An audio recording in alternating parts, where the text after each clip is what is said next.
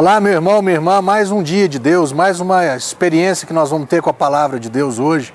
E eu quero te convidar vou usar a expressão, a pular de cabeça em Deus, a se lançar diante do Senhor, a se render aos pés daquele que se rendeu para você, a se entregar para aquele que já se entregou para você, a amar aquele que já amou você primeiro, a aceitar aquele que já te aceitou do jeito que você e eu éramos. Jesus, ele me aceitou do jeito que eu era. E olha que não era ajeitado não, hein? Ele me aceitou naquela condição lá atrás. E desde aquele tempo, há 14 anos atrás, Jesus tem feito maravilhas na minha vida. E só não faz mais por quê? Porque eu não deixo, não é porque ele não pode não. Não é porque ele não quer não. É porque Deus faz do tanto que eu creio. Como é que é Deus para você? Quem que é Deus para você? Esses dias lá na igreja eu estava falando a respeito disso. As pessoas têm dificuldade de falar com Deus, ou têm dificuldade de se entregar para Deus, ou de acreditar em Deus, porque acham que Deus ele é humano, é natural, que Deus ele é uma força, e Deus não é nada disso. Esse texto aqui, ó, capítulo 23 do livro de Números, né, um livro escrito por Moisés, no versículo 19, fala de quem é Deus. E diz aqui, Deus não é homem para que minta. Você já teve experiência com homem? Quando fala homem, está falando do ser humano. Você já teve experiência de alguém que já mentiu para você? Que já te enganou? Que já te prometeu algo e não deu conta de cumprir? Aqui ele está falando, Deus não é homem para que minta. Não compare Deus com homem, mas aquela pessoa é boa demais. Que pessoa é boa demais? Não existe ninguém nem parecido com Deus. Nem parecido com Deus existe. Eu quero que você conheça Deus. Pastor, como é que eu vou conhecer Deus? Pela palavra e pelo Espírito. O Espírito Santo vai te revelar, vai te mostrar a verdade de Deus, a grandeza de Deus, a maravilha de Deus, o amor de Deus para você e por você. Aqui diz, Deus não é homem para que minta, nem filho do homem para que se arrependa. Quantas pessoas já nos disseram, né, para você ou para mim, já fizeram promessas e depois não puderam cumprir, já falaram, não, conta comigo, mas por alguma circunstância não deu conta de cumprir aquilo. Aqui diz, porventura tendo ele prometido não o fará, ou tendo falado não cumprirá. Deus, meu irmão, ele é Deus. O que é Deus, pastor? Antes de Deus não existe nada. Deus é o início de tudo. Antes dele, ele falou assim, ó, antes de mim não existia nada. Ele é o início de tudo, ele pode todas as coisas. Um dos nomes de Deus é El Shaddai, o Deus Todo-Poderoso. Mas ele pode todas as coisas na vida daquele que crê. Na vida daquele que olha para ele e fala assim, eu creio que o Senhor pode. Eu creio que o Senhor é Deus.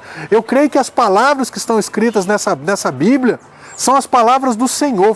É desse jeito que o Senhor quer se manifestar. É desse jeito que o Senhor quer fazer. E a única coisa que Ele espera de você e de mim é que nós venhamos a ter fé, que nós venhamos a crer nessa palavra. Amém, meu irmão? Acredite nisso, creia. Não compare Deus com o homem. Creia nisso daqui, ele não é homem para mentir, ele não é filho do homem para se arrepender. Não é assim, então hoje o dia está bom, Deus está feliz, então está tudo bem. O dia está embruscado, o dia está nebuloso, então Deus também está ruim. Deus não muda. Uma das características de Deus é a imutabilidade. Ele é imutável, ele não muda e ele não pode ser mudado por nada nem por ninguém. Conheça Deus dessa forma. Olha aqui em Gênesis capítulo 18, se eu não estiver enganado. Olha aqui, olha o que diz aqui. Deus um dia fez uma promessa para Abraão. É Gênesis 18 mesmo. Gênesis 18, verso 14. Deus fez uma promessa para Abraão. Sabe qual que era a realidade de Abraão?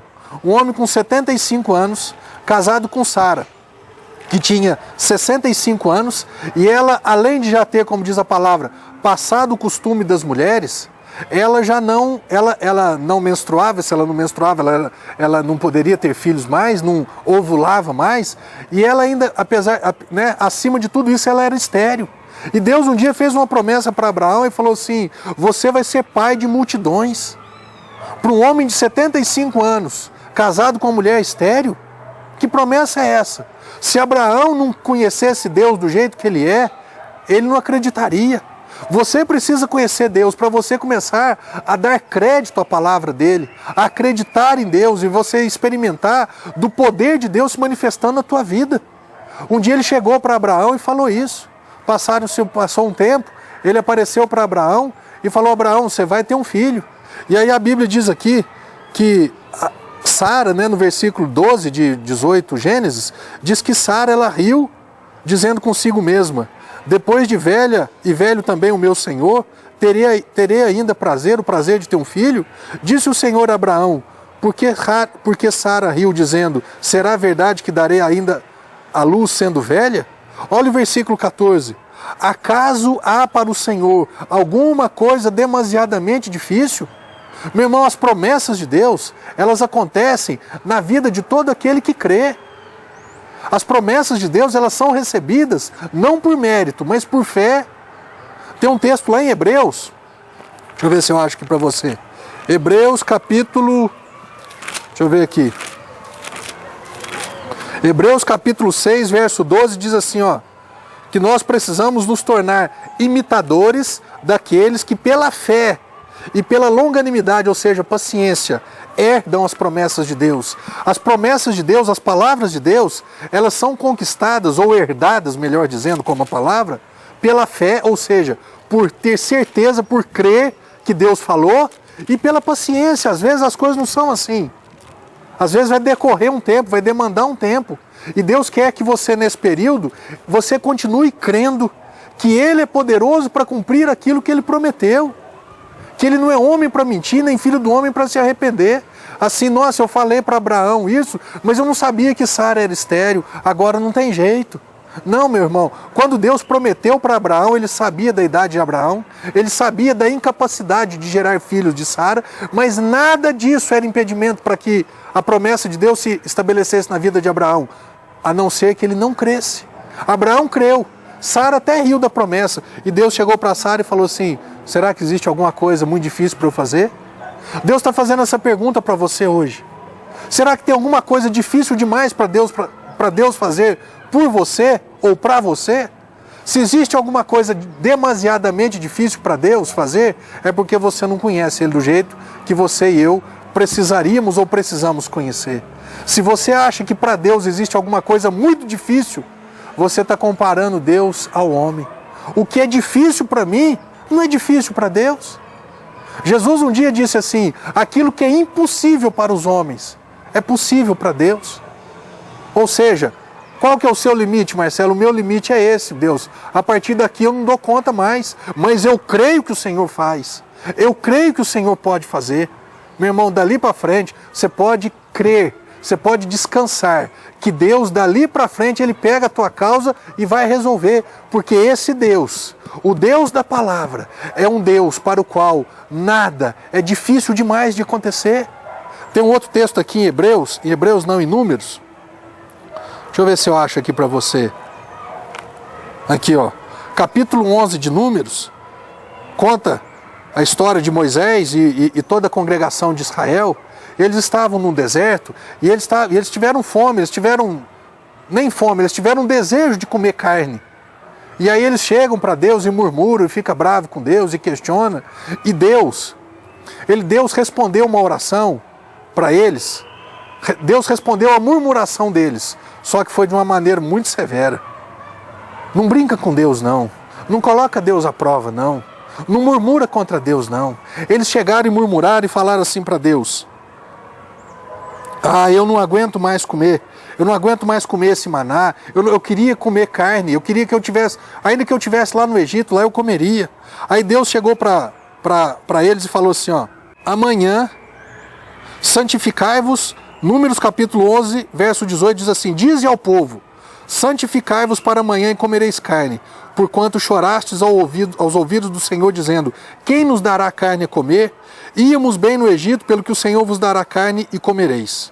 Não comereis um dia, nem 2, nem 5, nem 10, nem ainda 20, mas um mês inteiro, até sair pelo seu nariz. Deus ficou bravo, hein?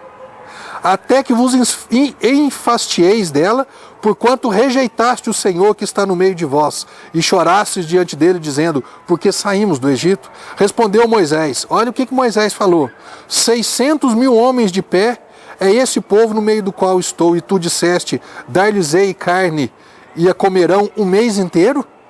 Matar-se-ão para eles rebanho de ovelhas e de gado que lhes bastem?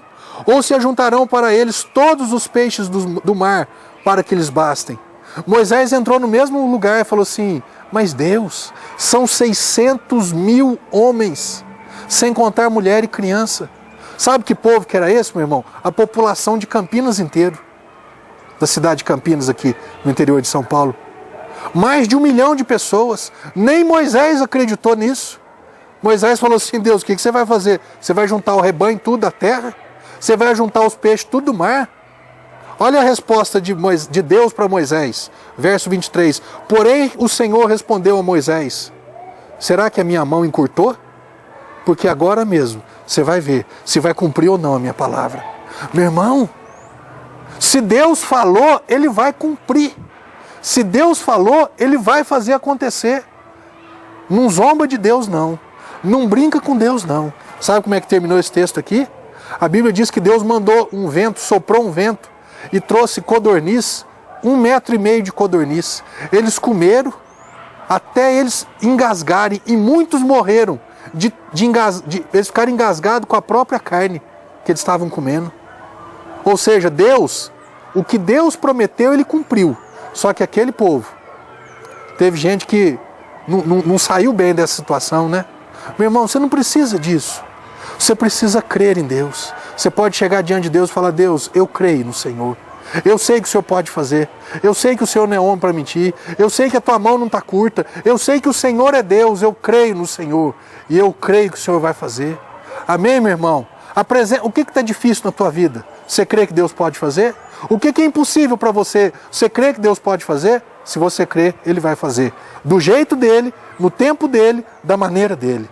Amém? Já já nós voltamos no nome de Jesus.